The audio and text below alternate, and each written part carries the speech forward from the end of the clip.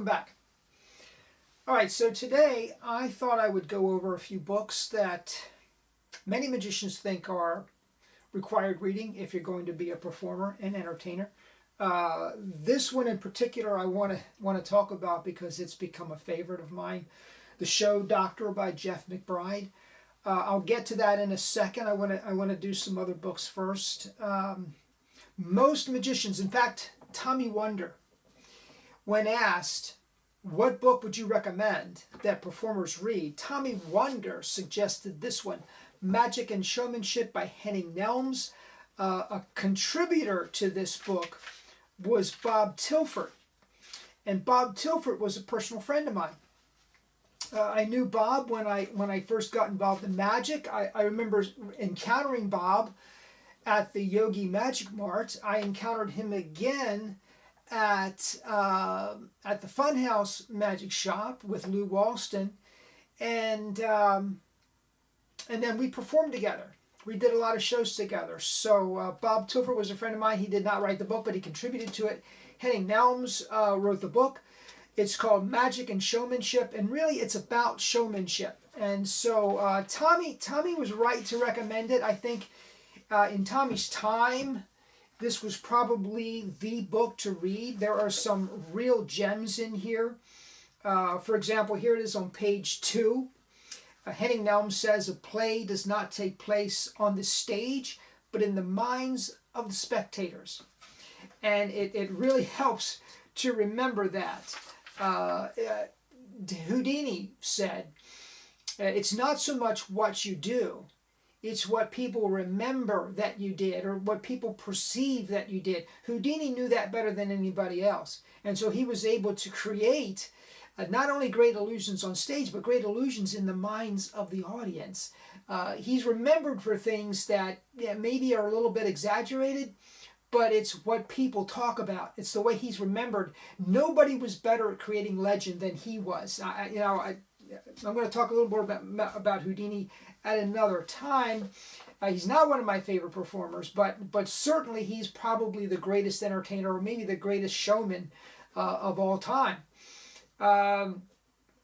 Page 9, showmanship brings out the meaning of a performance and gives it an importance that it might otherwise lack. Let me read that again. Showmanship brings out the meaning of a performance and gives it an importance that it might otherwise lack.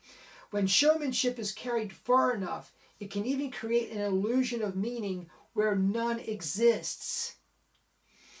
That, again, valuable stuff here if you know what's being talked about and what's being said. Here on page 12, meaning provides the magic of drama. Showmanship intensifies or exaggerates the meaning. Technique keeps the meaning from being diluted by distractions. Love that. To me, that's the essence of good magic. And then, again, I'm not going to read everything to you here, but here's something I thought was interesting, too. And reading these books, it sort of confirms what I already think. Membership in a conjuring society offers many advantages: encouragement, suggestions, criticism, and unparalleled opportunities for study the art of deception. Nevertheless, performing for conjurers is the worst possible way to test the value of your presentations. I mean, that is a gem worth the price of the book. Let me tell you something. A lot of magicians never get past the conjuring societies. And the issue with them, I love conjuring societies. I was a member of the Society of American Magicians for many years. I still am a member. Also a member of the International Brotherhood of Magicians. Still am a member. I enjoy the publications. The thing is, though, when you associate primarily with other performers, other magicians, there's kind of a group think that goes on there. There's a culture that you're becoming immersed in, and that can be very, very misleading. If your objective is to associate with other magicians and enjoy the camaraderie there, that's fine. But if your objective is to perform for lay audiences, lay by lay, what I mean is people that are not part of the magic culture, then you have to get away from other magicians, and you have to perform for lay audiences. You have to get their responses and their reactions. You have to gear your presentations to them.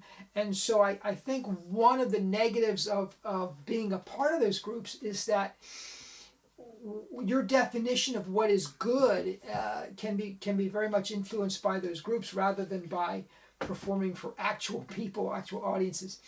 So I really prefer to perform for lay audiences because that's my bread and butter. That's what I do. This is another, well, before I get to this one, let me get to this one here. Our Magic by Nevil Maskelyne and David Devant. This was published in 1911. So you might think, oh gosh, 1911. Is it relevant today? You bet it's relevant today. Let me tell you something. The first time I read this book was referred to me by Phil Thomas when I was a kid. I mean, I was maybe, if you can imagine this now, I'm 12, 13 years old, and Phil Thomas is telling me to read a book that was written in 1911. And most of what is in here is theory. That's it, theory. In fact, almost all the books contain some performance magic. But that's not why you buy these books. You buy the books for the theory. You buy the books to learn what magic is as a performance art. Now, this book was, I remember reading it. I read it every night before going to sleep. I would get up in the morning and read it, and I'd go off to school. So I read this when I was in maybe middle school. And the book is not at all an easy read. But it challenged me then, and it challenges me today. By the way, Nevil Maskelyne, the Maskelynes as a family have an extraordinary history. Nevil, I believe, was the creator of one of the first, if not the first, levitation. Full body levitation. Later to become known as the levitation of Princess Karnak. Keller, an American performer, wanted it so bad that he hired the stage assistant or the mechanic that worked for Nevil to more or less acquire the secret. And he did. And Keller built two. He built one that he used, and then he built another one after he retired. But the trick actually belonged to Nevil. Now, Nevil writes something that really should challenge all of us that are involved in the performance arts.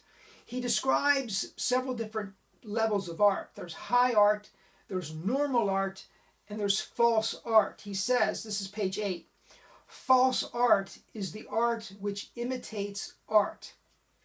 It is an imitation of an imitation.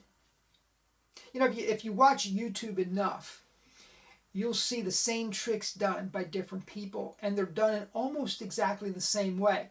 This is what he's referring to. False art. There's nothing wrong with imitation. I think imitation is how many of us learn. It's how many of us get our start. But we really shouldn't stop there. But to aspire, and I've gone over this so many times in my mind, the Maskelynes and David Devant certainly were inventive geniuses. They created so many effects, and they were original effects. To create something from nothing, to me, that's almost impossible. But to be original, to be an original of who you are, that's not impossible. That's entirely within the realm of possibility. The originals are works of art. And again, page 8. The copies are works of false art. To produce a magical effect of original conception is a work of high art. It imitates the exercise of magical powers by means and in a manner conceived by the artist who produced it. Think about that. How many performers, now you probably don't have a lot, or maybe you don't have a lot of exposure. If you do have a lot of exposure to magic performance, then you know. So many magicians put their stamp on an effect that's been around for a long time. And that's noble and that's good. I do the same thing. Put your stamp, that is your personality, on an established effect. What they're talking about here is conceiving of an effect in your mind, in your imagination, and then bring it into reality such that never existed before. That's what they're defining as high art. And that is a high bar, folks. It's a bar that David Devant and Maskelyne were able to achieve, but not very many people can. Anyway, the book was fantastic. I remember being enthralled by it when I was a teenager. I still am today. And then there's this book. This is fairly new. You can see I scribble up my books quite a bit. If you flip through here, I highlight, I write in the margins. I don't believe, I treasure books. I'd rather read a book than put something on my phone. But as you can see, I don't hesitate about going through and highlighting and putting marks and margins and so on and so forth. This book is called Maximum Entertainment, Director's Notes for Magicians and Mentalists by Ken Weber. I highly recommend this book. One thing that was recommended in this book that I tried to do for a while, he talks about the importance of being seen and being heard. It's not enough to have a great show. You have to ensure that the audience you're performing for can see you and can hear you. So your sound and your visuals are very much your responsibility as a performing artist. I used to tour, when I did an illusion show, I used to tour with a light set. I don't do that anymore. I don't, it's just a lot of heavy work to do that. And I figure, most of the places where I perform are not greatly lit, but they're satisfactory lit. In other words, people can see what I'm doing. I like, when I did illusions, I like to be able to control the lighting. I don't find that necessary as a mentalist, but when it comes to sound, that's a whole different matter. I tour with my own sound equipment most of the time. I'm looking to get something a little bit lighter because, again, it's still pretty heavy equipment. But he talks about using a handheld mic as opposed to a lavalier. And I did that for a while. I used a handheld mic. There are advantages to using a handheld mic. What I don't like is having to clip the handheld mic to a rope around my neck and have it hang there, this big. I never did like that. So I went back to a lavalier. But you should have a handheld mic. If you're going to have interactions with your audience, you definitely need something for the audience to speak into. But he really goes into the nitty-gritty of performance magic, performance art, like very few books ever do. So I highly recommend this to you. So those are three what I would consider classics, and they're highly recommended today. By the way, Phil Thomas recommended this. Tommy Wonder recommends this. Phil Thomas told me to read this one. But it was Denny Haney who told me to read this one. Denny Haney recommended it to me. I'm glad he did. And those are great books. Now, this one, fairly new. I say fairly new. It was published, gosh, let's see if I can find the date in here. Maybe not. 2012, it looks like. Hardcover edition 2012, paperback, this is paperback edition 2015. Compared to 1911, it's brand new, right? This is a compilation of a column that Jeff McBride wrote in Magic Magazine. If you're not familiar with Magic Magazine and you're interested in magic, by all means, check it out. It's a fantastic magazine. Jeff McBride is one of my favorite performers for a lot of reasons. I love his magic, I love his technique, I love his style, But more than that, I love his ideology. He's one of the rare magicians that, and I'm not going to speak for him. I don't really know this for certain, but I think he believes in magic. And I say magic not in the sense of performance art. I'm talking about real magic now. I think he understands what magic is. He understands how to create it. And again, I'm not talking about performance art. I'm talking about magic. He's brilliant. And I respect anyone who has within their value system a respect for real conjuring, real magic. And I think Doug Henning was that way. I think Jeff McBride, Kenton Nepper, to name just a few, are like that. So ideologically, we're on the same page. But this book doesn't deal with real magic. It deals with performance art, and it's just magnificent. It has become really my Bible for performance magic. And so I read it, I reread it, I'm going to read it again. And in the introduction, he recommends, just go through it, take notes, highlight, do all that good stuff, go back and read it again.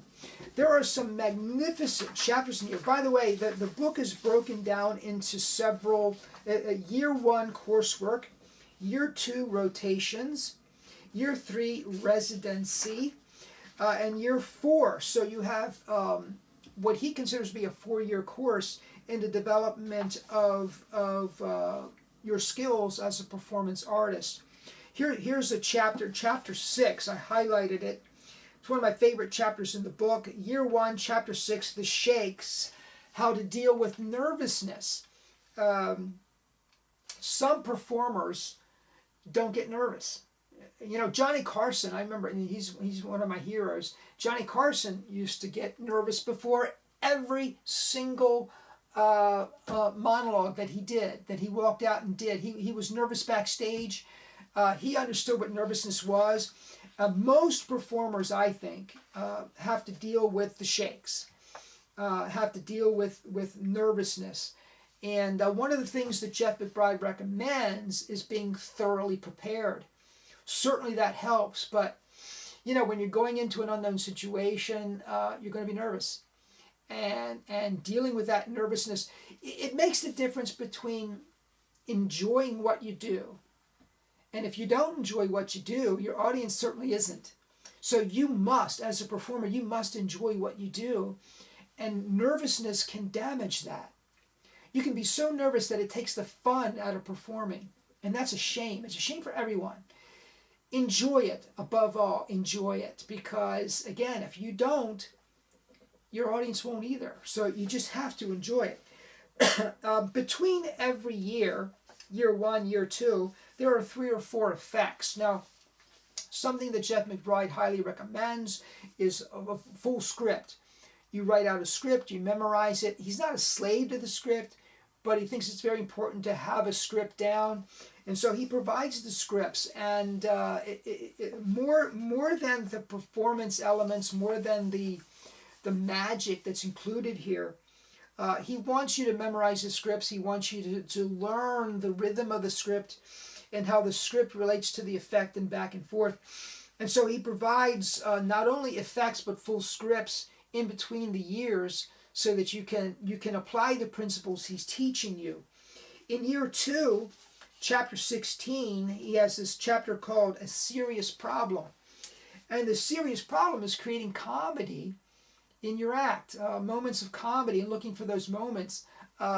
Denny once told me, and I know it's not original to Denny, but yucks mean bucks, he said. Denny was great at getting laughs. And so he believed in acts that were funny. And you know what? Adding comedy to your act is always a good idea. Over chapter 23, Grand Delusions, he says, illusions, big tricks, right?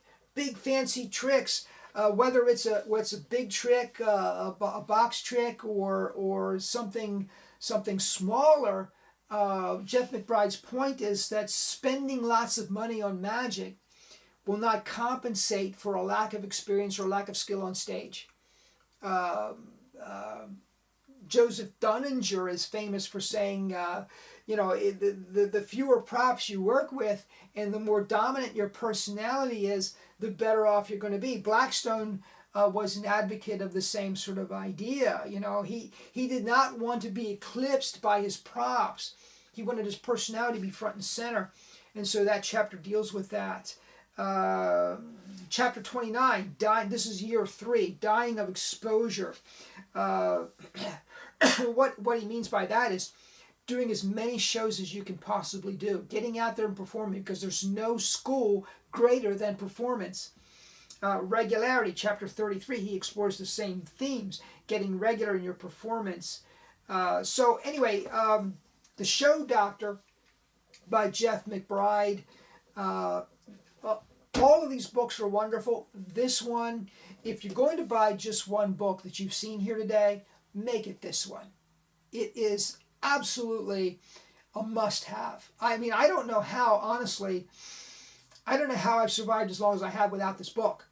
By the way, Jeff McBride also has a school in Las Vegas, the Mystery School. And he brings people out there and he teaches them in an intimate environment. I've checked that out. I haven't been to the Mystery School yet. I'd love to go. Haven't been there yet, but check it out. Check out Jeff McBride. Check out his book. Check out any of these. If you want information on them, give me a call. Send me an email. We'll talk about it. Love to talk to you about it. Hey, anyway, thank you so much for joining me, and subscribe. Okay, subscribe, comment. Let's interact with each other. Have a great day.